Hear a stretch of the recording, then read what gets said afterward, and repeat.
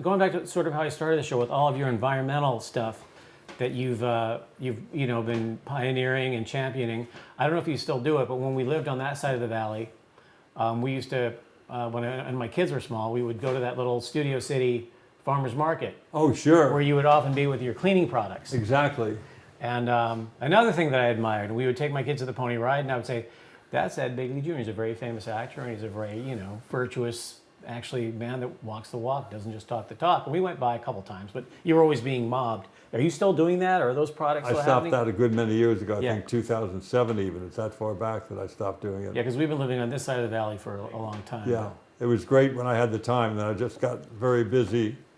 I had some time 2004, 5, and 6. Then 2007, I had this reality show with my wife Rochelle, and we just got crazy busy with that, with green product endorsements and speaking engagements and filming this reality show.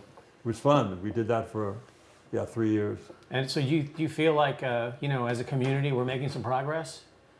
Let's say that again. You feel like as a community we're making some progress? We are. That's the thing to remember. Yeah, that was the old product, Begley's Best. I have a new product called Begley's Earth Responsible Products, with a little different label, but that's exact. I can't believe you found that. That's great. But we are making some progress, and that's so important to remember that, because you get hung up in the bad news. Coral reefs are dying, the frogs are dying, other amphibians are losing them.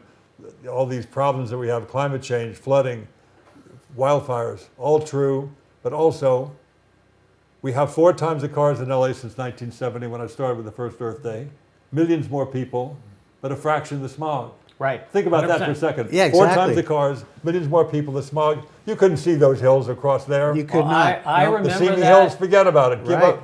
The Verdugo Hills from where I live in Studio City, you No never way, see right? the Verdugo Hills. Yeah. The Santa Monica Mountains, if you were there, like at Victory or anything like that, you'd have to be down on Ventura Boulevard to see the Santa Monica Mountains. You couldn't Yeah. see them. Yeah, I mean, Yeah. it was kind of cool when they were making Camaros on Van Nuys Boulevard, and there were tire factories everywhere. But I grew up in Chatsworth, and asthmatic, and I used to, in the summer, my lungs, I would feel pain when I inhaled. It hurt. It seared your lungs. You'd look across the valley, and it would just be brown. Yep. And when it was be a nice day, my dad, of blessed memory, would say, "Rich, it's a Chamber of Commerce day. Look across the valley." But that was like twice a year. Like now, we're blessed to live up here in the hills now, but we look across the valley almost every day, and it's crystal clear. Everything we hoped would work did work. Cleaner cars, catalytic converters and stuff like that. Cleaner power plants, cleaner everything that we did, controlling those VOCs from like spray paint, booths and stuff. They used to just let those VOCs go up in the LA atmosphere, and it creates smog and ozone and PM 2.5 and dirty buses, dirty trucks, dirty everything. And now finally things get cleaner and cleaner every year. And in fact, as about coral reefs, I just saw something recently in Australia at the Great Barrier Reef. There's this huge area that they have now seen is coming back. Yeah, there's some recovery in There's some coral some reefs. good recovery in that. Yeah. And I did have this is a film show, so I'll tell you something interesting about environmental stuff. Neither right or wrong, which is kind of my early movies, they're all on film, and they were being stored at Photochem, which is a big lab we used Sure, on a I bunch know of stuff, Photochem. and we used it there. And so whenever I was working for somebody else, I would say to the lab rep, like when I was like producing or whatever, and I'd say, "Hey, would you clean my print? Because you want to get your film print cleaned every now and then." Yeah.